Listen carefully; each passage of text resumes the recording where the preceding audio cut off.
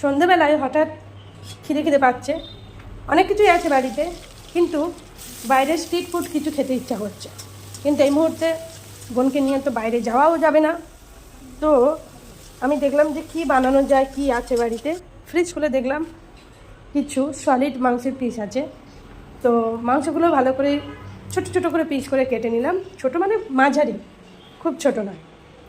Piece করে কেটে নিয়ে এবারে ঘরে যা যা ছিল, পেঁয়াজ, আদা, রসুন, কাঁচা লঙ্কা সব ছোটো ছোটো করে টুকরো করে কেটে নিলাম। ঘরেতে যাবতীয় ঘরোয়া মশলা যেরকম জিরের গুঁড়ো, লঙ্কার গুঁড়ো, হলুদ, লবণ, ধনের গুঁড়ো, একটু কাশ্মীরি লঙ্কার গুঁড়ো, যাবতীয় যা সব দিয়ে দিলাম। দিয়ে হালকা জল দিয়ে মাংসটা কষিয়ে নিচ্ছি। মাংসটা যখন একটু সিদ্ধ হয়ে ভাজা ভাজা হয়ে যাবে, তখন যে রুটিগুলো ছিল রুটিগুলো একটু তেলে ফেলে ভেজে নেব।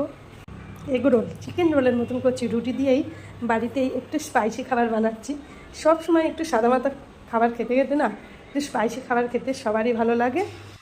এগ রোল বাড়িতে এর আগে অনেকবার বানিয়েছি, কিন্তু এইভাবে রুটি দিয়ে কখনো করিনি। তো দেখা যাক কেমন হয়। তো মোটামুটি ভালোই হবে আমার মনে হচ্ছে। তোমরাও এবারে এইভাবে একটু ট্রাই করে দেখো, আমাকে কিন্তু কমেন্ট করে জানাবে তোমাদের কেমন লেগেছে। এবারে দেখো আস্তে আস্তে আমি এবার সব এগরোলের মতন ওপরে, রুটির ওপরে সব দিয়ে দেবো একে একে। আমি একটু শসা আর একটু পেঁয়াজ আর কাঁচা লঙ্কাও কেটে রেখেছিলাম।